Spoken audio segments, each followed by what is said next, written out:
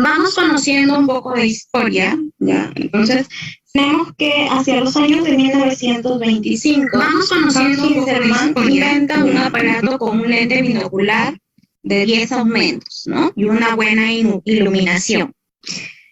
Luego, ya hacia 1934, los patólogos alemanes, ¿no?, le dan crédito a este invento y se acuña el término de leucoplasia, ¿no? Así es como inicia. Como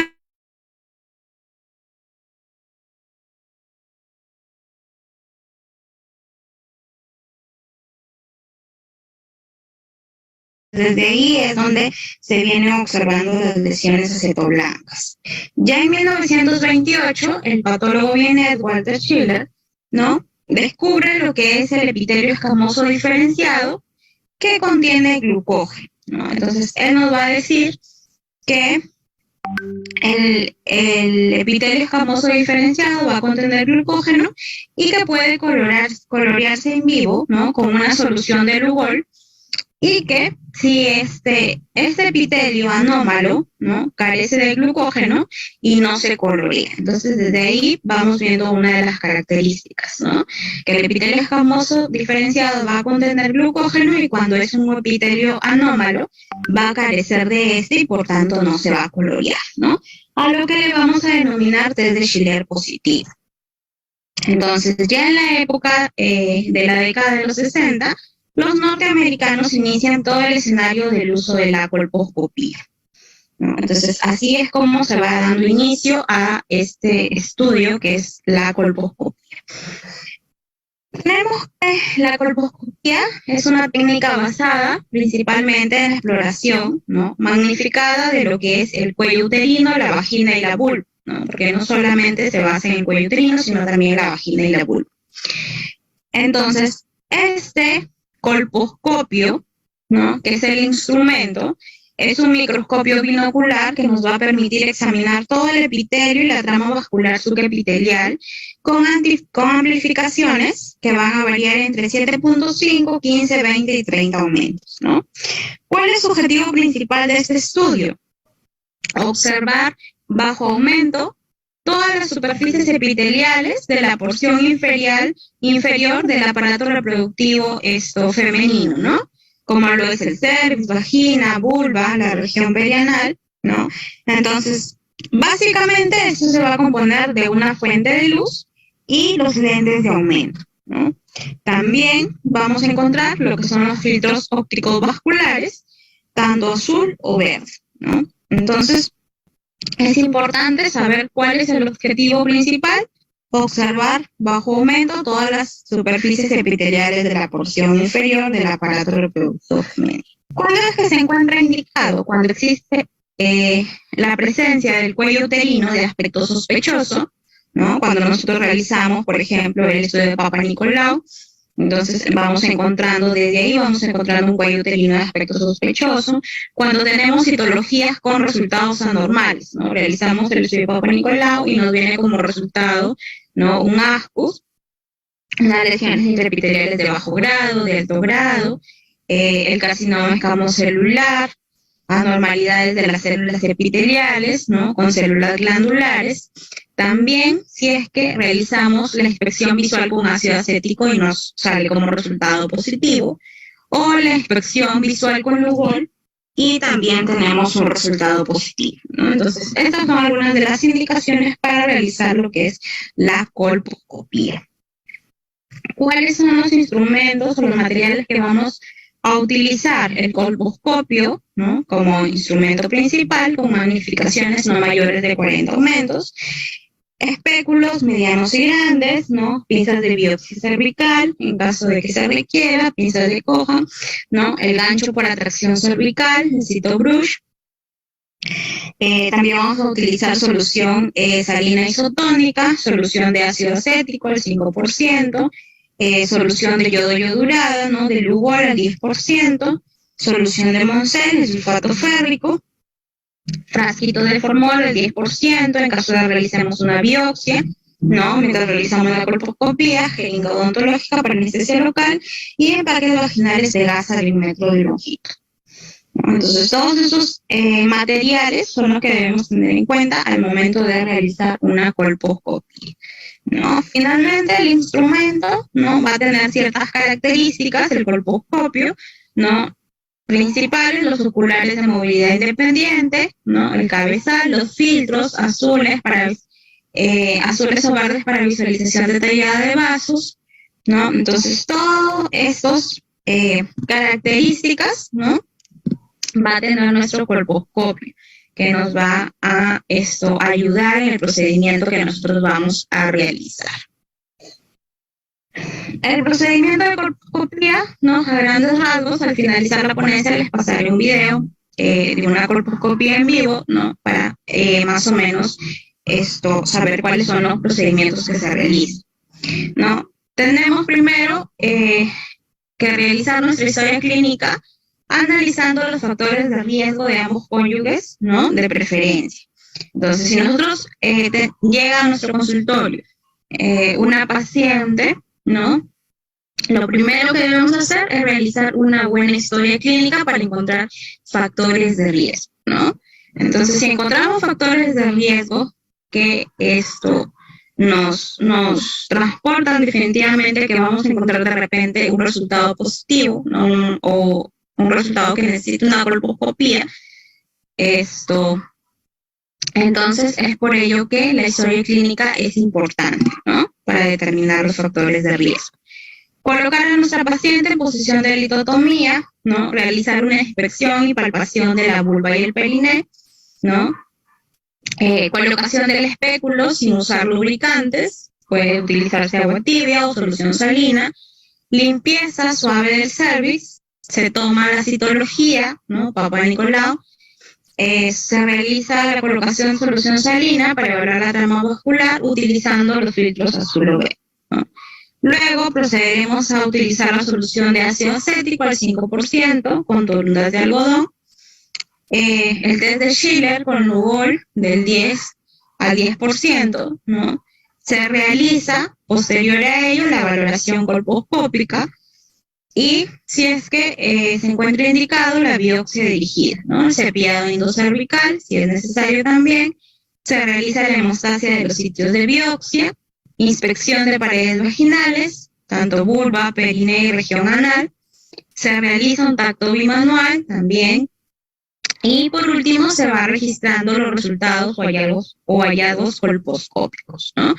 Y se realiza un buen seguimiento del paciente, ¿no? Entonces, iniciamos y culminamos con dos cosas importantes. Uno, la historia clínica para evaluar los factores de riesgo y terminamos con el seguimiento del paciente, ¿no? Entonces, es importante que realicemos la colposcopía, pero también que realicemos el seguimiento de nuestros pacientes. Ahora, ¿cuáles son los resultados colposcópicos que podemos encontrar, tanto normales como anormales, ¿no? Dentro de estos resultados podemos encontrar el epitelio plano certificado original, ¿no? Entonces, este epitelio va a tener como características ser una estructura suave, ¿no?, rosada, uniforme, que no va a tener lesiones, y originalmente se encuentra establecida en el cuello y la vagina durante etapas tempranas del desarrollo fetal, ¿no? No se van a identificar restos de epitelio cilíndrico, ni se van a identificar aperturas glandulares o quistes de Nabor, ¿no? Entonces, los patrones vasculares en general no se aprecian visualmente, y en la posmenopausia el epitelio se hace más pálido, ¿no? Entonces, iniciamos, ¿no?, en etapas tempranas con una estructura suave y rosada, y ya en la menopausia el epitelio se hace más pálido, ¿no? Entonces, histológicamente se trata de un epitelio plano estratificado, bien diferenciado, que se tiñe positivamente con una solución yodada cuando realizamos el test de Schiller, ¿no? Entonces, ya habíamos mencionado que cuando encontramos un epitelio normal, no se va a teñir, ¿no?, cuando realizamos el test de Schiller. Mientras que cuando el epitelio se encuentra normal, sí vamos a encontrar esa tinción, ¿no? Ahora, con respecto al epitelio cilíndrico, que también vamos a encontrar, Este va a estar formado por una sola capa de células, ¿no? Que van a ser productoras de moco y que se extienden desde el endometrio hasta el epitelio plano estratificado original del orificio externo del cerdo, ¿no? Entonces, la zona cubierta con epitelio cilíndrico va a tener una superficie irregular con abundantes papilas, ¿no? Y hendiduras profundas. Va a ser de color rojo oscuro por los vasos subyacentes en el estroma, ¿no? Y esto colposcópicamente, después de la aplicación del ácido, muestra una estructura típica de racimos de uva y no es captadora de higos, ¿no? Entonces, es importante esto, saber reconocer cada una de las capitas que se encuentran en nuestro cuello uterino, ¿no? Entonces, aquí en la imagen podemos ir visualizando, ¿no? Lo que es la unión escamocolumnar nueva, la unión escamocolumnar antigua, ¿no? Entre la unión escamocolumnar nueva y la unión escamocolumnar antigua, ¿no? Vamos a encontrar lo que es la zona de transformación, que generalmente es donde se encuentran las lesiones, ¿no? Estos puntitos blancos entre la unión escamocolumnar nueva y la unión escamocolumnar antigua pueden existir, ¿no? Que son los quistes de Nabot, que también van a ser un punto referencial al momento de identificar lo que es la zona de transformación, ¿no? Muy bien. Ahora, con respecto a la vascularización, en las mujeres que principalmente toman anticonceptivos orales y en las posmenopáusicas, el aspecto reticular es especialmente visible porque el epitelio viene a ser más delgado, ¿no? Entonces, los capilares que vamos a encontrar en forma de horquilla ascienden y forman una asa y luego descienden hacia el estroma de donde salieron, ¿no? Entonces, como el asa se observa desde arriba, el examen colposcópico generalmente muestra unos puntos con solo un leve aspecto de asa, ¿no? Y cuando hay inflamación del cuello uterino, ¿no? Es frecuente que los vasos en forma de horquilla tomen la forma de astas de cierre, ¿no? Como lo vemos en la tercera imagen. Estos van a ser más prominentes, con lo cual se tornan más evidente el aspecto de asa, ¿no? Entonces, generalmente podemos encontrar este aspecto, ¿no? Capilares en horquilla del pelo, capilares en redes reticulares, pero cuando existe una inflamación, ¿no? Vamos a encontrar este aspecto, vasos en astas de cierre. Continuamos con la vascularización. En el epitelio escamoso metaplásico inmaduro, de formación más reciente, ¿no? Situado más cerca de la unión escamoso-cilíndrica, van a predominar otras imágenes que vamos a poder encontrar, ¿no?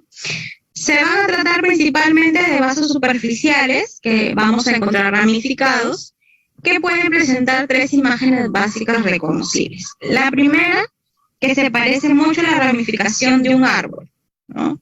Como vemos en la primera imagen. Y la segunda se aprecia comúnmente en posición subyacente con respecto a los quistes de Nabot, ¿no? Los quistes de Nabot que hemos mencionado, que son sus puntitos blancos, que generalmente son indicativos o aparecen en la zona de transformación, ¿no? La estructura regular y la disminución del calibre de los vasos hacia la punta de las ramas son indicios de una naturaleza benigna, ¿no? Entonces, probablemente encontremos este tipo de vascularización, ¿no? Pero nos van a indicar que son de naturaleza benigna, ¿no? El tercer tipo a veces se presenta con la cicatrización posterior al tratamiento de la NIC, ¿no? Son los vasos largos que corren paralelos entre sí y la ausencia de otras características epiteliales anormales, ¿no?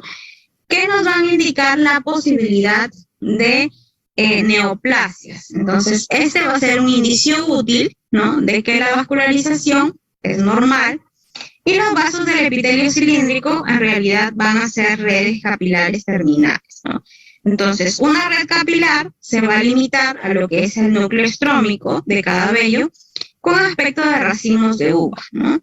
Que se nos va a proyectar hasta la superficie epitelial. Entonces, con el colposcopio, Las puntas que vamos a encontrar redondeadas de las vellosidades individuales van a ser las características principales, ¿no?, que nosotros vamos a poder visualizar, y la parte superior de la red vascular en cada vello aparece como un punto. Entonces, en algunos casos pueden verse vasos ramificados grandes y profundos, ¿no?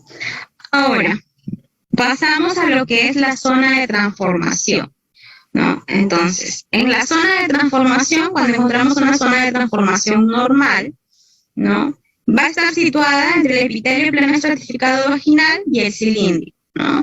Se encuentra el epitelio metaplásico, que ha reemplazado al cilíndrico preexistente, y ese epitelio se encuentra en diversos grados de madurez, ¿no? Las zonas más maduras en localización periférica, en la unión con el epitelio plano estratificado original, y las menos maduras en dirección cefálica, ¿no? Entonces, aquí podemos ver en la imagen, ¿no?, habíamos mencionado que tenemos que a nuestro cuello uterino, ¿no?, colocamos el espéculo y vamos identificando cada una de las partes, ¿no? Entonces, esta es la unión escamocolumnar nueva, ¿no?, que generalmente es mucho más rosada. Esta es la unión escamocolumnar antigua. Y habíamos mencionado que entre estas dos vamos a encontrar lo que es la zona de transformación, ¿no? Entonces, es importante que aprendamos a identificar, ¿no?, cuando nosotros colocamos el espéculo, ¿no?, aprendamos a identificar qué es lo que encontramos en el cuello uterino, ¿no? Esto es básico, primero. La unión escamocolumnar nueva, la unión escamocolumnar antigua y la zona de transformación, ¿no? Este es el orificio cervical externo, epitelio cilíndrico, ¿no?, el epitelio escamoso metaplásico, que justamente aquí es donde se produce justamente la zona de transformación, se va a producir las lesiones, ¿no? Y por aquí también otro indicativo de que estamos o nos encontramos en la zona de transformación van a ser los quistes de Nabot, ¿no? En algunos cuellitos de útero tenemos la presencia de quistes de Nabot, entonces eso también, que generalmente aparecen en la zona de transformación, ¿no? Entonces, esto también nos va a ser un indicativo para saber que nos encontramos en la zona de transformación. Aquí podemos visualizar también, ¿no?, la zona de transformación, ¿no?, la unión escamocolumnar nueva, la unión escamocolumnar antigua, ¿no? Entonces vamos viendo lo que es la diferenciación, ¿no?, de colorcitos. Orificios glandulares y la zona de transformación, ¿no?, con metaplasia escamosa evolucionada. Aquí tenemos la esquematización de la zona de transformación normal y anormal, ¿no?, una zona de transformación indicativa de una displasia. Entonces, identificamos igualmente primero en ambas la unión escamocolumnar nueva, la unión escamocolumnar antigua, igualmente unión escamocolumnar nueva, unión escamocolumnar antigua,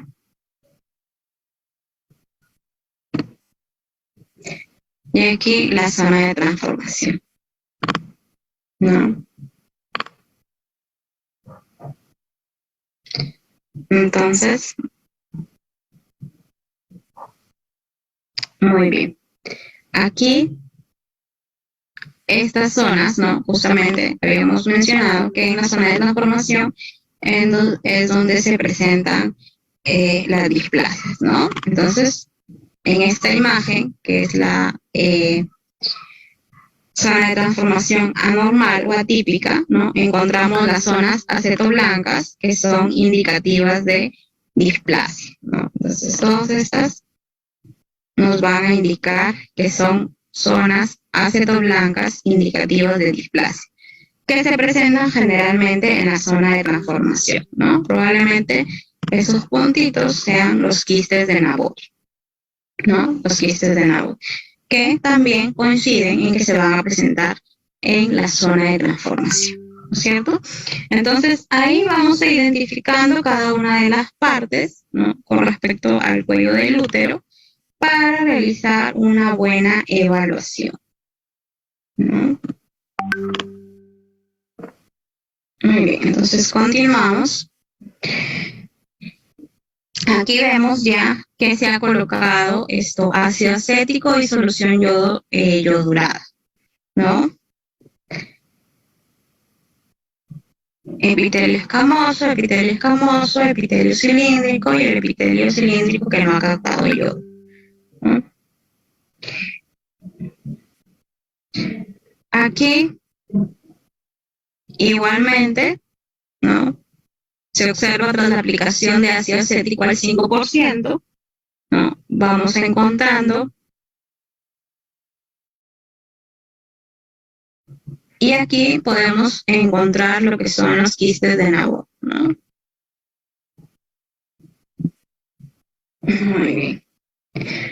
Ahora, con respecto a los resultados colposcópicos anormales dentro de la zona de transformación, ¿no?, tenemos que vamos a tener en cuenta datos colposcópicos anormales que van a ser sugerentes de neoplasia cérvico-uterina.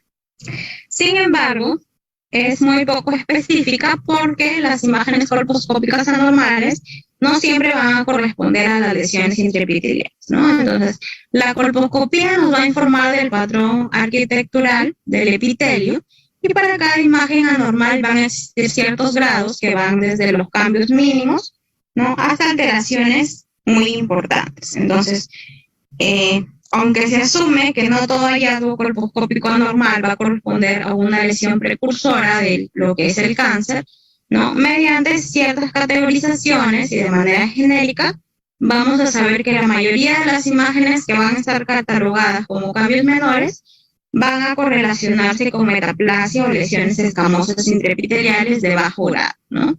Y las que están catalogadas como cambios mayores son lesiones escamosas intraepiteliales de alto grado o invasivas, ¿no? Entonces, ¿cuáles son los fundamentos de las imágenes colposcópicas anormales? ¿No? Tenemos, por parte del epitelio, existen factores que van a intervenir. Uno de ellos es el tipo de epitelio, ¿no? Tenemos que tener en cuenta si es un epitelio escamoso, cilíndrico o metaplásico. La superficie también es otro punto, ¿no? Es otro factor, si es lisa, papilar, irregular o ulcerada. El grosor, si es normal, si es un atrófico o acantótico, ¿no? Con respecto a la maduración superficial, si hay una hiperkeratosis o una parakeratosis, y el grado de diferenciación o densidad nuclear, ¿no? Por otra parte, con respecto al estroma van a intervenir el tipo de interfase epitelio-estroma, ¿no? Puede ser liso papilar, las características de la vascularización que hemos mencionado, capilar, aumentada, ectásica o atípica, y la infiltración inflamatoria. Ahora, con respecto a las imágenes colposcópicas normales, van a depender de los siguientes factores. Uno, que son los cambios en la maduración epitelial, que comportan modificaciones en el contenido de glucógeno y proteínas, ¿no?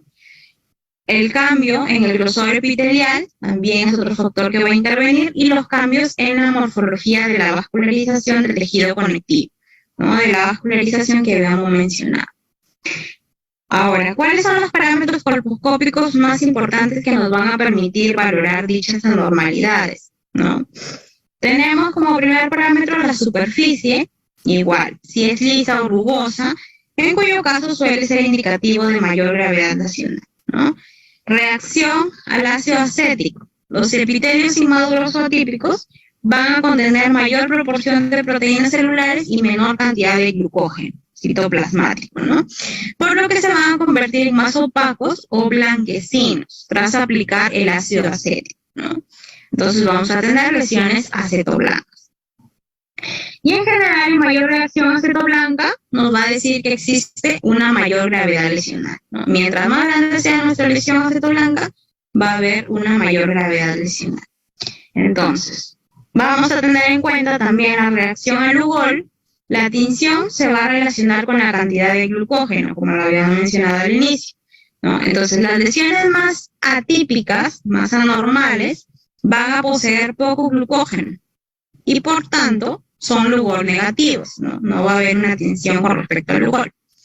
Ahora, con respecto a los bordes lesionales, en general los bordes van a ser irregulares y difusos y sugieren lesión mayor, y los bien definidos van a ser o van a sugerir una lesión menor, ¿no? Con respecto al patrón vascular, las imágenes de punteado, mosaico y vasos atípicos van a sugerir una displasia, ¿no? Ya lo veremos más adelante. Ahora, con respecto a los patrones corpuscópicos anormales, ¿no? Tenemos que semiológicamente, tras la aplicación del ácido acético, vamos a poder distinguir imágenes colposcópicas anormales denominadas las acetoblancas, como habíamos mencionado, ¿no? A mayor, mientras más grande sea la lesión acetoblanca, va a existir una mayor gravedad de lesión. Entonces, cuando existe, ¿no?, la reacción acetoblanca y se manifiesta el patrón vascular, que se van a clasificar como imágenes de mosaico, pueden ser punteados y vasos atípicos, ¿no? Entonces, el actual sistema de clasificación colposcópica nos va a clasificar como cambios mayores a las siguientes lesiones. Si es que encontramos un epitelio acetoblanco denso, ¿no?, mosaico grueso, punteado grueso, yodo negativo y vasos atípicos. A eso vamos a denominarle cambios mayores, ¿no? Y existen además otras lesiones colposcópicas que no se catalogan como cambios mayores, sino como un grupo misceláneo, ¿no?, en lo que vamos a denominar leucoplasia y erosión, porque merecen atención, puesto que pueden ocasionar o pueden asociarse a lesiones de alto grado. También debemos tener en cuenta lo que es el diagnóstico diferencial, ¿no?, que siempre debe tener en mente el colposcopista. Son los procesos inflamatorios agudos y o crónicos del cuello uterino, ¿no? Entonces es importante tener en cuenta lo que es el diagnóstico diferencial, lo que va a corresponder a una cervicitis, ¿no?, donde va a existir una paraclínica de alto valor para diferenciar ciertas lesiones que van a distorsionar el cuello, dando patrones muchas veces confusos, ¿no? Entonces, aquí igualmente tenemos la esquematización de los hallazgos colposcópicos anormales, ¿no? Igualmente identificamos primero la unión escamocolumnar nueva, la unión escamocolumnar antigua. En la zona de transformación nos va a decir que existen zonas acetoblancas, ¿no? En este caso, en esta imagen, hay mosaicos gruesos, ¿no? Aquí existe la presencia de mosaicos finos, punteado fino, aquí punteado grueso, va a existir umbilicación, ¿no? Entonces, pero como nos podemos dar cuenta, van a estar dentro de la zona de transformación. El epitelio acetoblanco, ¿no?, la utilización de ácido acético, nos dice que es una lesión colposcópica focal anormal que se va a observar después de la aplicación del ácido acético, ¿no?, cuando realizamos, por ejemplo, el IVA también, ¿no? Entonces, el epitelio blanco va a constituir un fenómeno transitorio que se va a observar en zonas de mayor densidad nuclear, ¿no?, ya sea planas, con un contorno superficial, que también es plano irregular, o micropapilares, con proyecciones papilares a patrón cerebroide, ¿no? Entonces, la apariencia acetoblanca que nosotros encontremos, ¿no?, va a ser más intensa entre más anómalo sea el epitelio cervical, ¿no? Entonces, ya tenemos dos características principales, que mientras más grande sea la lesión acetoblanca, más grande va a ser el problema, ¿no?, de la lesión. Y mientras más intensa, entre más anómalo sea el epitelio cervical, ¿no? Entonces, si encontramos una lesión acetoblanca intensa y grande, ¿no?, nos vamos a encontrar frente a un problema grande. Entonces, es una lesión colposcópica anormal focal en la que los capilares van a tener un patrón puntiforme producido por la división de punta de los capilares interepiteliales, ¿no? Y en el puntilleo más pronunciado hay un aumento del calibre de los vasos y los espacios entre ellos, siendo un criterio mayor también, ¿no? Entonces aquí vemos lesiones a ser blancas, ¿no? Lubolizadas, moderadamente densas, de bordes irregulares, ¿no? También habíamos mencionado acerca de los bordes, ¿no? Si es que son bordes irregulares, bordes regulares, ¿no? Entonces, en ambos labios nos da un indicativo de una lesión interepitelial de bajo grado, ¿no? Vemos que son yodo negativos. Igualmente, por acá encontramos una lesión blanca densa de bordes sobreelevados y enrollados con un orificio glandular blanco a las 12, ¿no? Y mosaicos gruesos con umbilicación. Esto nos va a dar una indicación de una lesión interepitelial de alto grado, o NI3, ¿no? Y también podemos observar la lubolización negativa, ¿no? Al colocar esto lubol, vamos a encontrar que es un epitelio yodo negativo. Igualmente tenemos la lesión, ¿no? Lesiones citoblancas con punteado grueso y mosaico, ¿no? Que van a ser un indicativo de lesiones interepiteliales de alto grado. Igualmente, lesión de acetoblanca densa de borde regular y punteado grueso, ¿no? Una vez que hemos colocado el ácido acético, y nos van a dar un indicativo de, nos confirma, ¿no? De una lesión interepitelial de alto grado. ¿Para qué denominamos mosaico? Cuando decimos que encontramos mosaico en lo que es el cuello del útero. Esta es una lesión colposcópica normal focal en la que los vasos van a formar líneas o separaciones alrededor de epitelio blanco en un patrón de mosaico, ¿no? Los grados más elevados de anomalías nos van a presentar o nos van a mostrar patrones más gruesos y vasos con distancias intercapilares, ¿no? Que van a estar aumentadas, y cuando son más pronunciados se les considera un criterio mayor, ¿no? Así como en la primera imagen vemos un mosaico grueso, ¿no? Al que vamos a considerar como criterio mayor. Y en la segunda imagen vemos un punteado grueso antes y después de lo que es el ácido acético, ¿no? Como es que se visualiza cuando se coloca el espéculo y luego de realizar la colocación del ácido acético, ¿no? Entonces, vamos viendo ahí las diferencias. Ahora, con respecto a los vasos atípicos, ¿no? Los vasos atípicos también van a constituir una anomalía colposcópica focal en la que el patrón de los vasos sanguíneos no va a aparecer como puntiformes en mosaico o en ramificaciones delgadas, sino más bien como vasos irregulares que nos van a mostrar variación notoria del calibre y la trayectoria, ¿no? Con ramificaciones irregulares, a veces con aspecto de coma, sacacorcho, ¿no? O espagueti. Entonces, aquí podemos apreciar, ¿no? Todas las formas en las que podemos encontrar estos vasos atípicos, ¿no? Y así es como se aprecia en lo que es el cuello del útero. Entonces, no, vamos viendo cómo es que se puede presentar, ¿no? Y esto ya sería un resultado colposcópico anormal. Y también tenemos que tener en cuenta cuando existe una sospecha colposcópica de un carcinoma invasor, ¿no? Entonces, el cáncer invasor colposcópicamente, obvio, es aquel no evidente en la exploración clínica, y la lesión suele ser elevada, con un contorno irregular y vasos sanguíneos anormales, ¿no? A la palpación, igualmente, encuentras un cuello uterino duro, ¿no? De consistencia gruesa, ¿no? Entonces, es importante tener en cuenta esas características. Sospecha colposcópica de un carcinoma invasor, ¿no? Cuando realizamos una colposcopía. Ahora, con respecto a la predicción colposcópica del diagnóstico histológico mediante el índice colposcópico de Rey, ¿no?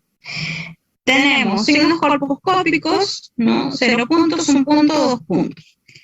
Con respecto al color, 0 puntos cuando existe un epitelio blanco tenue, no completamente opaco, es indiferenciado, no transparente o translúcido, y existe una área blanca más allá del borde de la zona de transformación, ¿no? Color blanco, nieve o intenso brillo superficial. Un punto cuando tenemos una coloración intermedia blanquecina y superficie brillante, ¿no? En donde la mayoría de las lesiones deben clasificarse en esa categoría. Y 2 puntos cuando tenemos un epitelio blanco denso, opaco, de densidad blanco o strabulis, ¿no? Ahora, con respecto a los bordes y superficies de la lesión, 0 puntos cuando encontramos el contorno, ¿no? Microcondilomatoso o micropapilar, y lesiones planas con bordes definidos, ¿no? También encontramos bordes en forma de pluma o finamente dentados, y lesiones anguladas, mediadas, lesiones satélites más allá del borde de la zona de transformación, ¿no?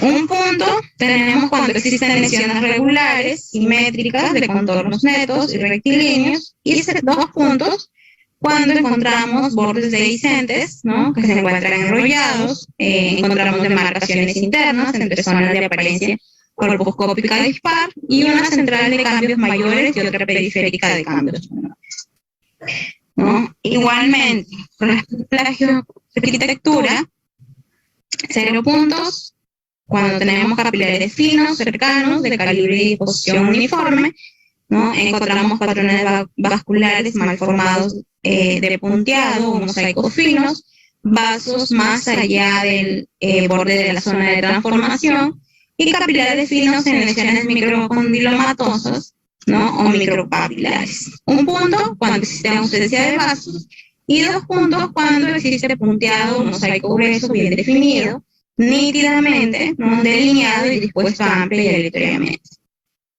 Y con respecto a lo que es la captación de yodo, ¿no? 0 puntos cuando existe una captación positiva de yodo que confiere al tejido un color castaño caoba, ¿no? Cuando encontramos de una lesión con 3 o menos puntos, ¿no? En los 3 primeros criterios. Son importantes cada criterio que nosotros vamos a evaluar. Y zonas más allá del borde de la zona de transformación que van a resaltar en la colposcopía por ser yodo negativos, ¿no? Un punto cuando encontramos captación parcial de yodo y un aspecto moteado o jaspeado, ¿no? Y 2 puntos cuando vamos a encontrar una lesión significativa que no va a captar la tinción con yodo, ¿no? Va a captar una tinción amarilla de una lesión con 4 o más puntos de los 3 criterios. Con respecto a la puntuación, tenemos de 0 a 2, ¿no? Probablemente estemos frente a un NIC 1, una lesión epitelial de bajo grado. Cuando tenemos una puntuación de 3 a 4, ¿no? Vamos a estar frente a una lesión superpuesta, probablemente un NIC 1 o un NIC 2, ¿no? Una lesión de alto grado. Y cuando ya nos encontramos en la puntuación general de 5 a 8, probablemente estamos frente a un NIC 2 o un NIC 3 o una lesión intraepitelial de alto grado, ¿no? Muy bien. Ahora, con respecto a las lesiones preinvasoras, ¿no? Y el tratamiento que cada una de ellas conlleva. Si encontramos una lesión NIC 1, una displasia leve, ¿no? Tenemos que esas lesiones de displasia leve están definidas por biopsia en saco cavado o curetaje, ¿no? Endocervical, asociados a la citología normal, ¿no? Encontramos ascus. Si encontramos ascus, se recomienda observación cada 6 meses con citología y colposcopía, ¿no? Por un plazo máximo de 2 años. Muy bien, entonces, si encontramos ascus, habíamos mencionado que vamos a recomendar, ¿no? Observación cada 6 meses con citología y colposcopía por un plazo máximo de 2 años. Si la lesión persiste, ¿no? A pesar del seguimiento que nosotros hemos realizado, o progresa, debe tener un LIC, ¿no? Un procedimiento de extirpación electroquirúrgica con ácido o conización, ¿no? Muy bien, entonces eso es con respecto a la displasia NIC 1. Ahora, si tenemos biopsias o curetajes de displasia leve asociados a citología, ¿no? De células escamosas atípicas de alto grado, ¿no? Y lesiones de escamosis interepiteliales de alto grado. Y por último, células glandulares atípicas, carcinomas o adenocarcinomas, se recomienda también un LIC o colonización. Ahora, si nos encontramos frente a NIC 2 o NIC 3, ¿no? Displasia moderada, displasia severa, carcinoma in situ, para estas lesiones de displasia moderada, displasia severa, carcinoma in situ, por biopsia o curetaje endocervical, se va a recomendar el LIC también, o la colonización como procedimiento de elección. La histerectomía abdominal total o ampliada de vagina es preferible cuando existe anatomía genital o extensión de la enfermedad no permita realizar NIC ni la colonización, cuando el seguimiento puede fracasar y cuando requiera histerectomía por otra indicación. Siempre que alguna manifestación clínica o hallazgo del examen físico, la colposcopía o la citología nos lleve a lo que es sospechar o una sospecha razonable de neoplasia invasora, ¿no? La paciente debe ser estudiada para descartar o demostrar lo que es la malignidad mediante colonización, ¿no? El cono frío o EDVA, también, que es el examen pélvico bajo anestesia, ¿no? Y el grado cervical. Entonces, antes de ser sometida a lo que es la histerectomía. En pacientes con contraindicaciones quirúrgicas, ¿no? Con NIC 3, se puede usar lo que es la radioterapia intracavitaria, dosis de estos 75 Gray, ¿no? De baja tasa de dosis hospitalarias por 72 horas o 7 Gray en 7 sesiones.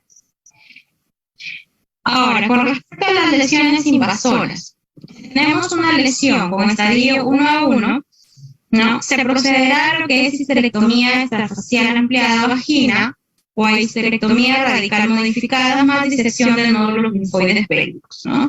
Si hay una invasión linfovascular. Ahora, en pacientes con contraindicaciones para realizar el tratamiento quirúrgico, se puede usar lo que es radioterapia intracavitaria, dosis de 75 Gray, y o 7 Gray en 7 sesiones.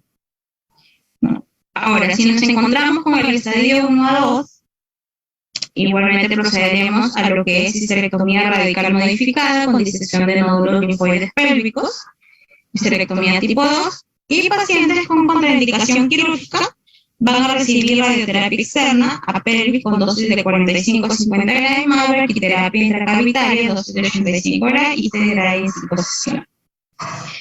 Si nos encontramos en un estadio 1B1, ¿no? Vamos a tener una histerectomía radical modificada con disección de nódulos linfoides pélvicos, una histerectomía tipo 3, y pacientes con contraindicaciones quirúrgicas van a recibir radioterapia externa pelvis con dosis de 45 a 50 Gray, ¿no? Más lo que es la braquiterapia.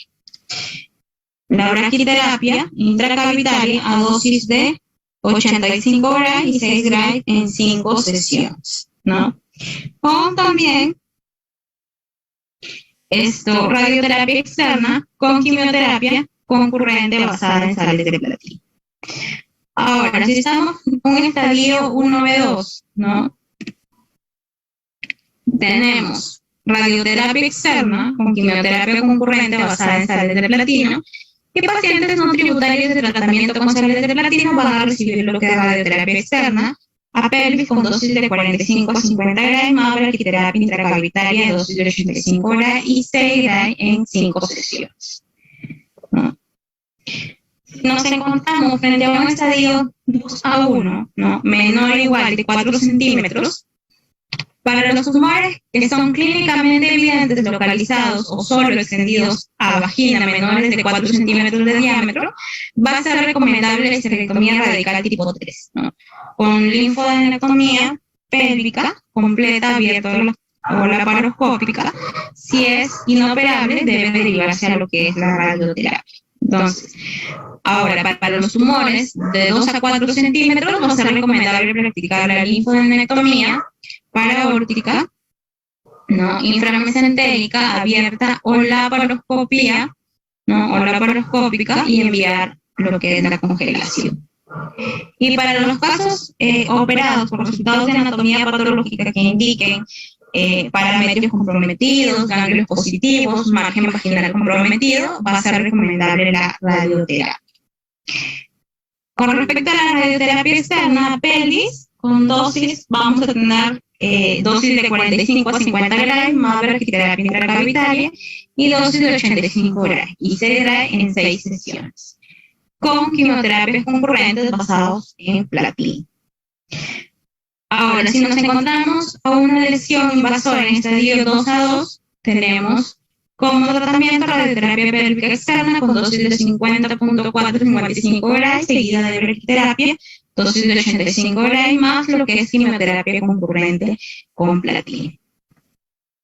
Ahora, con respecto al tratamiento adyuvante, de acuerdo a los hallazgos quirúrgicos, ¿no?, de los estadios 1A1, 1A2, 1B1, 2A, ¿no?, menor o igual de 4 centímetros, y 1B2 y 2A mayor o igual a 4 centímetros, tenemos que, con respecto a los nódulos negativos, vamos a proceder a observación, radioterapia a la pelvis de 45 a 50.4 grados, si tienen factores de alto riesgo, con quimioterapia concurrente basada en lo que son sales de platino.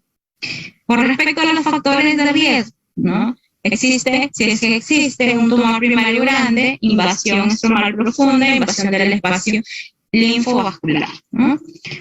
Ahora, con respecto a los nódulos pélvicos positivos o márgenes quirúrgicas positivas o parametrio positivo, vamos a tener como tratamiento radioterapia pélvica de 45 a 50.4 grados más quimioterapia concurrente con sales de platino más la braquiterapia intracavitaria de dosis de 85 grados. Con respecto a los nódulos linfoides paraórticos positivos, ¿no?, se debe evaluar lo que es enfermedad a distancia. Enfermedad a distancia positiva se puede considerar una biopsia. Si se saliese negativo, se realiza radioterapia nódulo linfoide paraórtico, ¿no?, más quimioterapia concurrente con sales de platino más la radioterapia de la pelvis y braquiterapia intracavitaria. Si es que sale positivo, realizamos el tratamiento sistémico con quimioterapia con sales de platino y radioterapia. Enfermedad a distancia negativa, ¿no?, vamos a tener como tratamiento radioterapia nódulo linfoide paraórtico más lo que es quimioterapia concurrente con sales de platino más radioterapia de pelvis y braquiterapia. ¿Cuáles son las complicaciones que puede llevar cada uno de estos tratamientos, ¿no? Si es que existen complicaciones inmediatas de la cirugía, pueden producir sangrado, fístulas urinarias, lesiones del recto, ¿no?, lesiones vasculares, infecciones de herida operatoria e infecciones intrahospitalarias. Las complicaciones tardías con respecto a la cirugía no va a producir o puede producir estreñimiento, ¿no?, vejiga neurogénica, edema de miembros inferiores o neuropatías. Con respecto a la neutropenia febril, ¿no?, va a existir un manejo ambulatorio por oncología, ¿no?, antibiótico-terapia profiláctica y factores estimulantes de colonias y neutrófilos menor o igual a 500. Con respecto a la neutropenia febril, según protocolo actual, si el estado general está deteriorado y alto riesgo por valoración de riesgo, se realiza una hospitalización para manejo antibiótico parenteral. Ahora, las complicaciones agudas de la radioterapia. Va a existir prurito, sinequia vaginal, enteritis, ¿no?, proctitis actínica, cistitis actínica y perforación uterina prurita, ¿no? Con respecto a las complicaciones crónicas de la radioterapia, vamos a poder encontrar estenosis vaginal, ulceraciones vaginales, o necrosis, estenosis uretral y fístulas, obstrucción intestinal, ¿no? Van a existir regímenes de quimioterapia recomendados, ¿no?, concurrentes con radioterapia, iniciar el mismo día, ¿no?, con quimioterapia y radioterapia, ¿no?, cisplatina de 40 miligramos, infusión de 1 hora semanal por 6 aplicaciones, ¿no?, nivel de evidencia 1A, grado de recomendación A.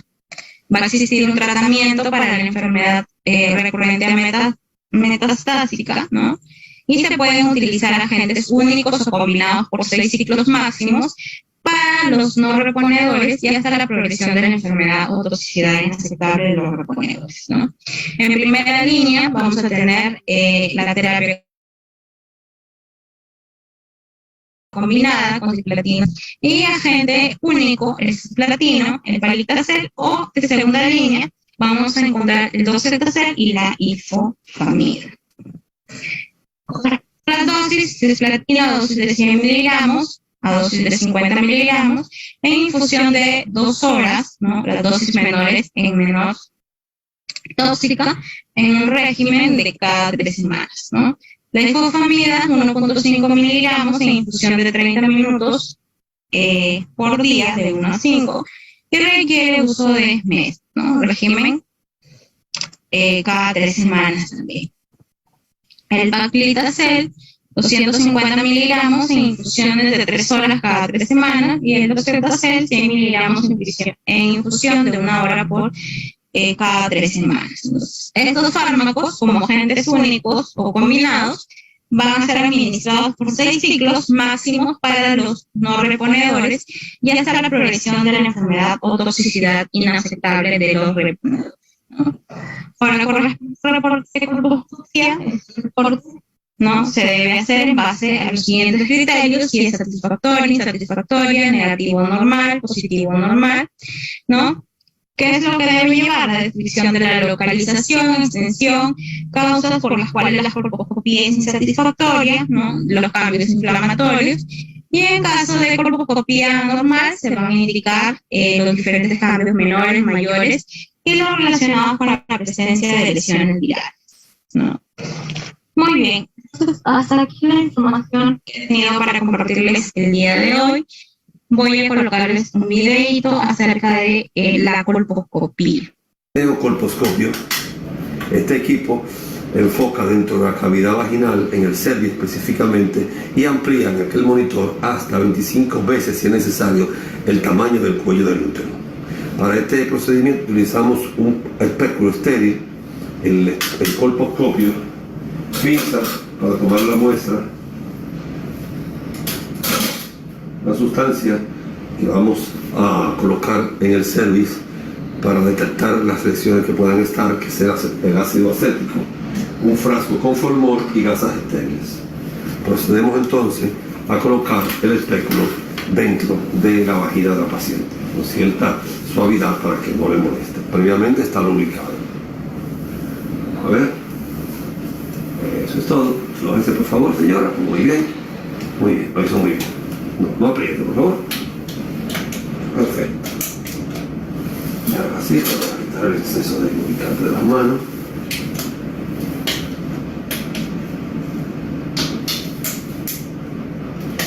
Listo. Hemos concluido esa parte. Enfocamos y ahí tenemos el cuello del útero. Allá lo pueden ver. Perfecto. Ahí está. Como pueden observar allá arriba, ese es el cuello de la matriz. Se pueden ver los puntitos rojos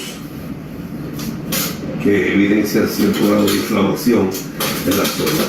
Para resaltar la zona afectada, vamos a, primero, con una gasa con solución salida, vamos a limpiar. Allá arriba pueden ver cómo sale mi dedo. Sacamos y ahí tenemos un cuello limpiecito. Muy bien, como yo la paciente ya menopáusica, 57 años, entonces el cervix se ve bastante cerradito, o sea, el piso cervical se ve pequeñito y se ve cierto grado de atrofia de la mucosa de la pared del cervix. Enfocamos bien allá arriba, ahí está, y ampliamos. Vemos el tiempo. Previo a esto, tomamos una gasa con la solución que le dije, el ácido acético. Le puede picar un poquito, señora, suavemente, un pequeño picor. Ácido acético para que las células del cervix absorban y nos den las imágenes características de las cuales debemos luego tomar las biopsias. Pueden ver un procedimiento relativamente cómodo, no es doloroso per se, sino un poquito molesto porque tiene un espéculo, un tiempo, digamos que importante. Durante 1 minuto, 30 segundos suficiente para que el ácido acético se absorba en el cervix. Dejamos ahí un momentito. Durante ese tiempo podemos ir graduando la imagen y se va acercando un poco más. Creo que ahí estamos bien. Continuamos observando, enfocamos bien, sacamos la gasa, una gasita limpia para quitar el exceso del ácido. Sacamos la gasita e iniciamos el proceso. Sacando allá, le damos, ponemos el filtro verde, ponemos un filtro verde. Ahí está. Y como ustedes pueden ver allá, cambia mucho de color. Fíjense ahí. Ven la pantalla un poco rosada. Y ahí se ve la pantalla un poco azulosa, pero realmente un filtro verde. Podemos observar de inmediato áreas de punteados, muchos punticos rojos. Y también una gran mancha blanca, como si fuera un mapa, que te podemos observar allá. Allá en esa zona, allá atrás. Esa zona blanca. Ven, eso se llama mancha acetoblanca. Mientras va pasando el tiempo, el cervix va absorbiendo más y absorbiendo más. El orificio cervical de la paciente se encuentra allá atrás, en la parte de arriba. La parte de arriba. Ahí está el orificio cervical. Está un poco cerrado, pero no podemos notarlo mucho. Porque, pero aquí se lo voy a mostrar. Allá está. Porque la paciente tiene una atrofia vaginal, lo que hace que el cervix se cierre. Entonces con esta pincita ya vamos a tomar una muestra de la zona donde se encuentra el área acetoblanca. Bien, y de la zona de los punteados, los puntitos que tiene color rosa. Allá lo pueden ver, algunos más grandes que otros, hay área sangrante, porque hay un área de atrofia vaginal. La vagina se lesiona muy fácil.